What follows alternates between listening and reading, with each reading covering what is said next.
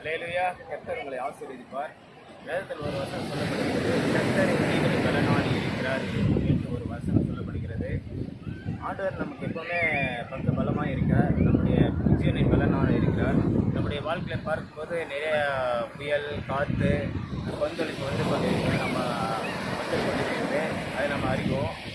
என்ன இந்த கொந்தளிப்பு வந்திருக்குது, நம்ம எந்த கஷ்டப்படுகிறோம், ஆண்டவர் நமக்கு எதுவுமே நல்ல செய்யறதில்ல அப்படின்னு நமக்கு எண்ணங்களோட இருந்துகிட்டு இருக்கோம். ஆனால் அதெல்லாம் எந்த கொந்தளிப்பு வந்தாலும் ஆண்டவர் நம்ம பக்கபலமாக இருந்து வழி நடந்துக்கிறாரு. அதே போல் எனக்கு நிறைய கஷ்டம் வரும், நிறைய கொந்தளிப்பு வரும், அதை நம்ம படுத்த வேண்டியதில்லை. கர்த்தர் என் ஜீவனின் பலனாக நம்முடைய சரீரத்தின் பலனாக இருக்கிறார்,